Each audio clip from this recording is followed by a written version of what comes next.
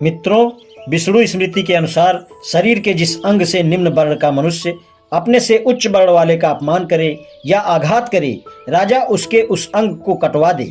यदि अपने से उच्च वर्ण वाले मनुष्य के आसन पर बैठ जाए तो राजा उसके चूतड़ को दागकर उसे देश से निकाल दे।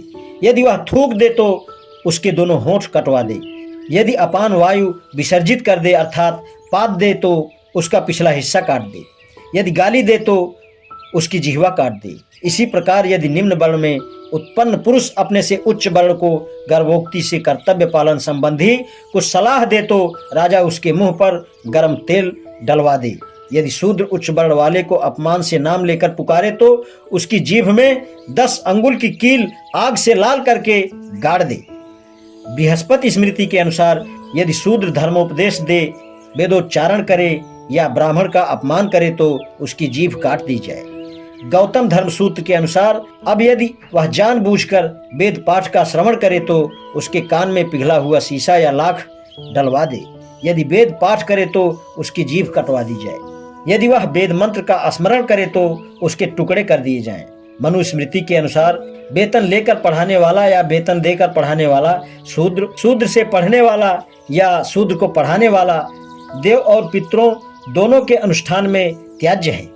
शूद्र को सलाह न दे, उच्छिष्ट और हविशेषांग न दे, उसे धर्म और व्रत का प्रत्यक्ष उपदेश भी न दे। जो धर्म का उपदेश और व्रत का आदेश करता है वह शूद्र के साथ असंवृत नामक अंधकारमय नरक में गिरता है।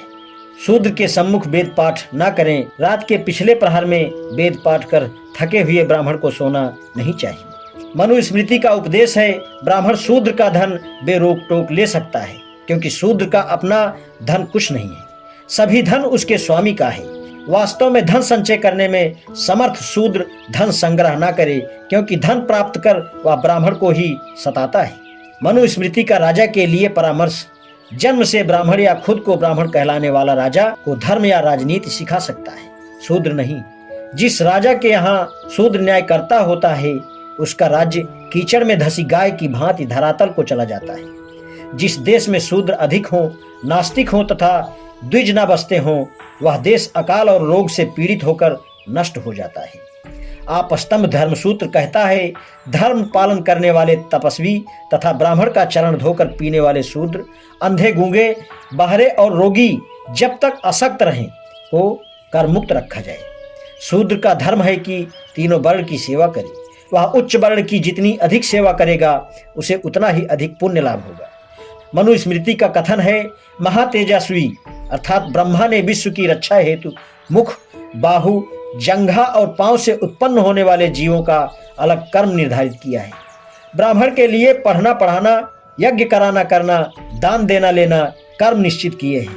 क्षत्रिय के लिए रक्षा करना, दान देना, यज्ञ कराना, पढ़ना, विषय भोग में आसक्त न होना कर्म निर्धारित किए हैं। पढ़ना पशुपालन करना, यज्ञ करना व्यापार करना, खेती करना और ब्याज पर रुपया देना वैश्यों का कर्म है। शूद्र के लिए उपरोक्त तीनों वर्गों का श्रद्धा भाव से सेवा करना एकमात्र कर्म निश्चित किया है। आज इतना ही, शेष कल। धन्यवाद।